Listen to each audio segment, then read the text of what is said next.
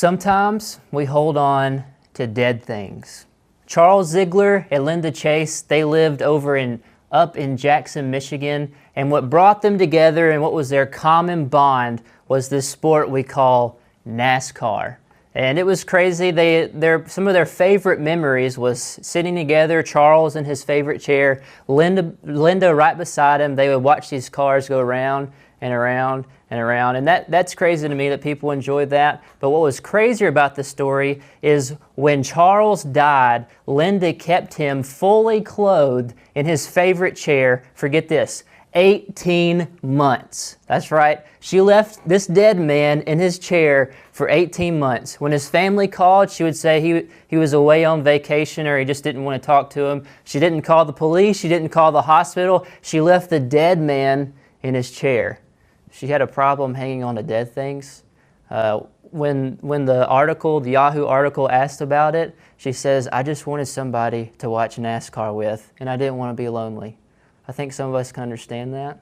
But you may think this woman is crazy. I mean, a lot of things can happen in 18 months. When I was in high school, I grew like 4 inches in 18 months. I mean, if you can think of over a year-long school year, I mean, over more than a school year, sitting there 18 months as this dead guy in a chair in your living room. It's unreal. A lot of you are saying this woman is insane. And she very well may be, but I think we have a lot more in common with Linda Chase than what you might think at first. You see, it's pretty common in our culture to hang on to dead things. Take, for instance, my good friend Deer here. And this deer, he is fully dead, so don't worry. Somebody cut him at the neck and he's stuffed. A lot of you are hunters. You get up in the morning and it's the crack of dawn. You're sitting there in a tree and you sprayed yourself with deer urine. And instead of just taking a picture to memorialize this moment, you want to take the deer home with you. And in the 21st century, you decide to put this deer on your wall in the living room. We hang on to dead things. Now these rose petals right here, they are from my wedding. I got married a year ago, June 2012. And my wife, instead of they looked a lot better in the wedding. They were alive and still going through photosynthesis and stuff like that. But they look great. But instead of throwing these away, my wife held on to them. She held on to these dead things. Now this is the crazy part. These flowers right here are from my parents' wedding. My mom and dad, they're old. They got married almost 25 years ago, 25 years in December.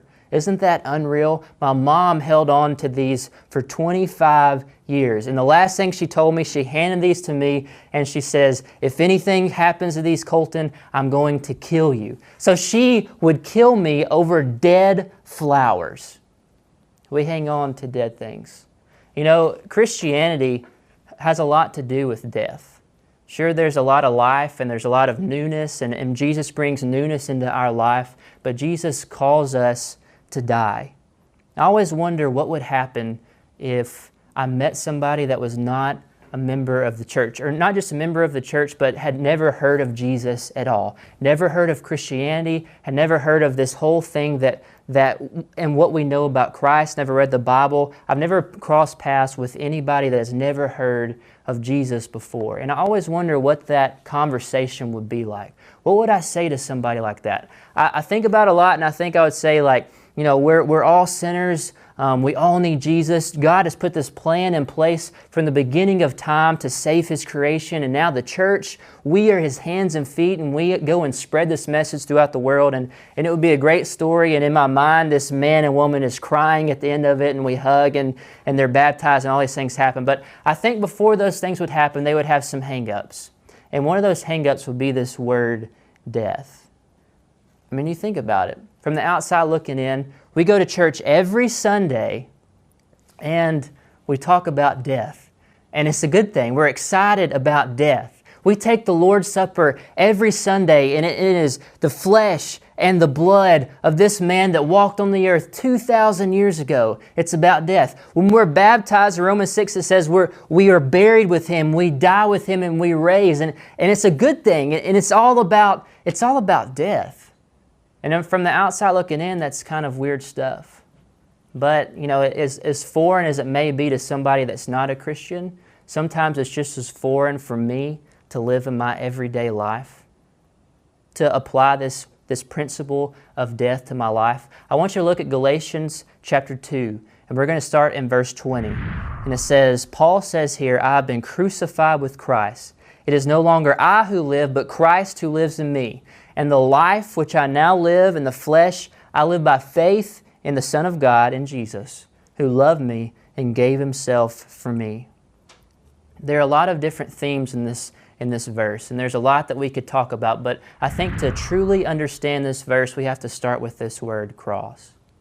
We see crosses everywhere in our culture. We see them on the side of the road. We see them in our church buildings. A lot of you have them hanging around your neck. I mean, now they even have cell phone towers in the shape of crosses. And we see them so much that they can kind of lose their significance. But in the time of Jesus, in the first century, the cross meant death. It meant death. It was a predetermined way to die. As Jesus was carrying the cross down the road, heading toward Golgotha, He carried the way He was going to die. I mean, you think about your whole life knowing how you are going to die and when you're going to die. That's some heavy stuff.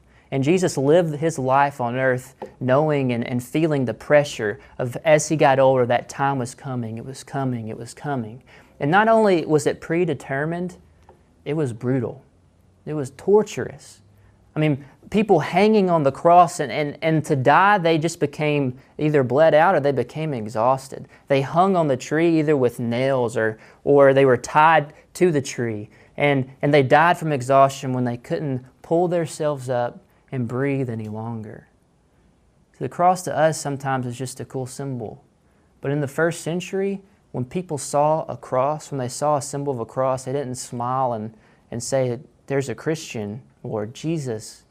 They got this awful sinking feeling in the pit of their stomach because it meant shame. It meant torture. It meant death. The cross isn't just some cool thing to put in a stained glass window to make it look pretty. It's not just a chain that hangs around your neck. The cross in the Bible, it means death. And Paul says, I've been crucified. I have died with Christ. It's no longer I who live, but Christ who lives in me.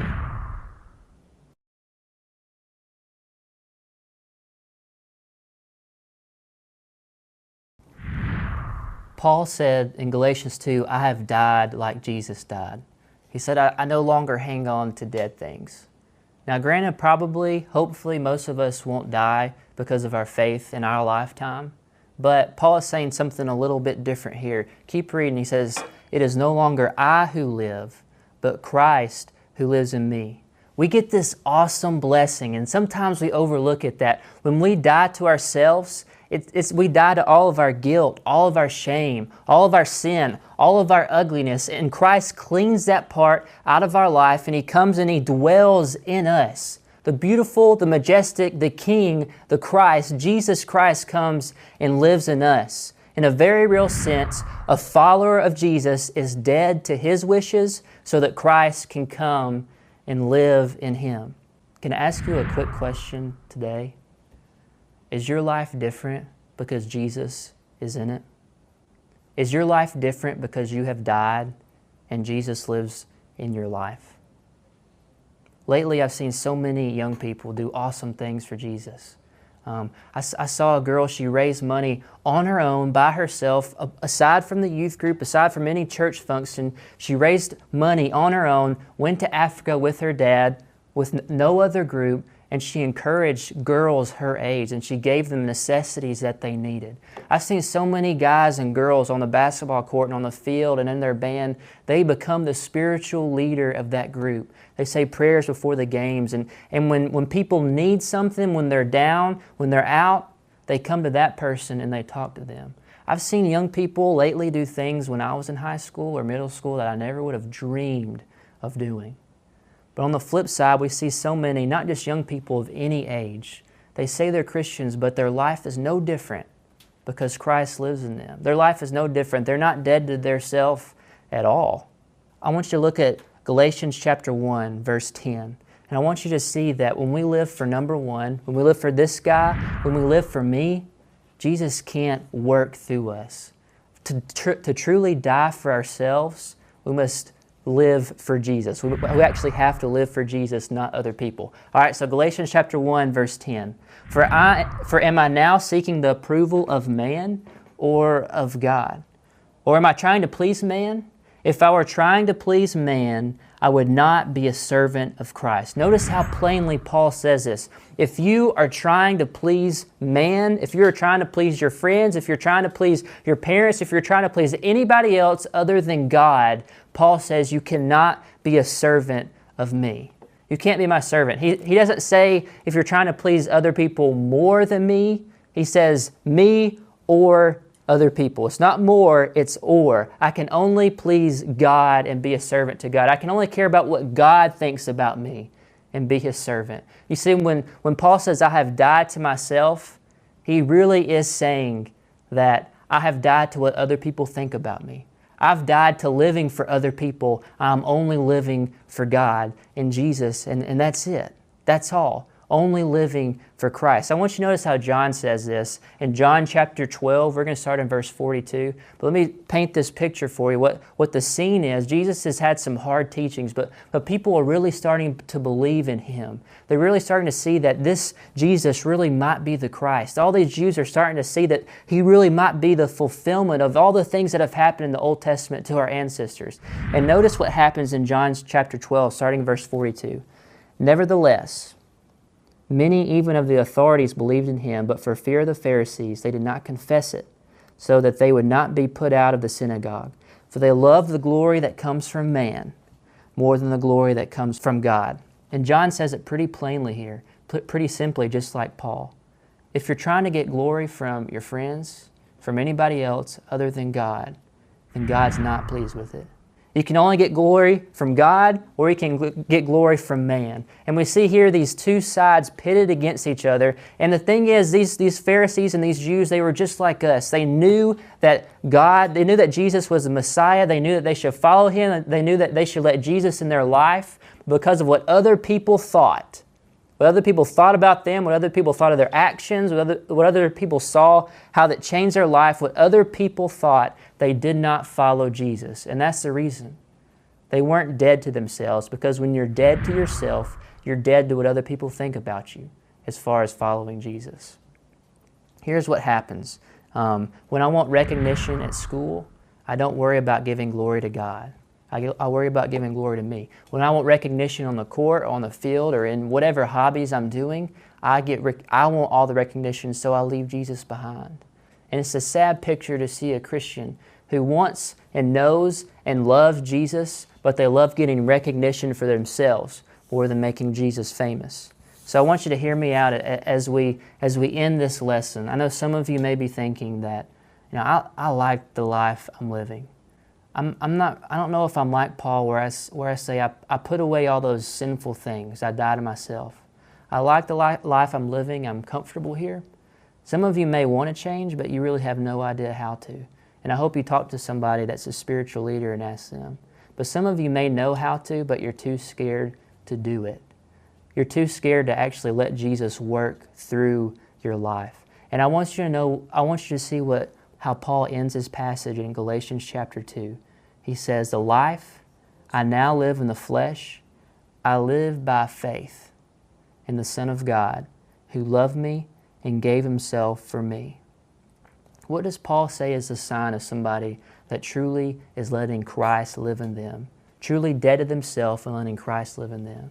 Paul says a sign of that person, you know how you can know those people? Is if they're living by faith. I want you guys that are on the verge of giving your whole life to Jesus, I want you to just live by faith today and try it. Just try it. See what happens. I'm giving you permission. Here is my Colton Shannon's permission to you. Try to be dead to your sin. Try to let Jesus live and work through you. Try to live a different life at school or in your hobbies or whatever you're doing in your family. Just try to live differently tonight or tomorrow. And I want you to see how the blessings of Christ flow into your life. Living by faith is the mark of people that have Christ living in their life. If you know anything about Jesus, you know that when He is around, death is not an ending. We talk about death and that we get kind of sad, and we go to funerals and we think about our life. But when Jesus is around, death is not an ending. It's just a better beginning. It's a better you. Romans 6 says that you raise a newness of life. You're totally new. You're a new person. You're a better person. You're the best you that you can be. And so I want you to see this morning that if you're hanging on to dead things, you're just being a worse version of you. Jesus says, I want to come into your life and I want to make you the best you can be. I want to give you the best life. I want to give you all my blessings. I want to make you clean and whole and new. So I want to ask you today, what are the things that you're holding on to that you just can't seem to drop? What are the things you're holding on to that are keeping you from Jesus? It's time to let go of the dead things.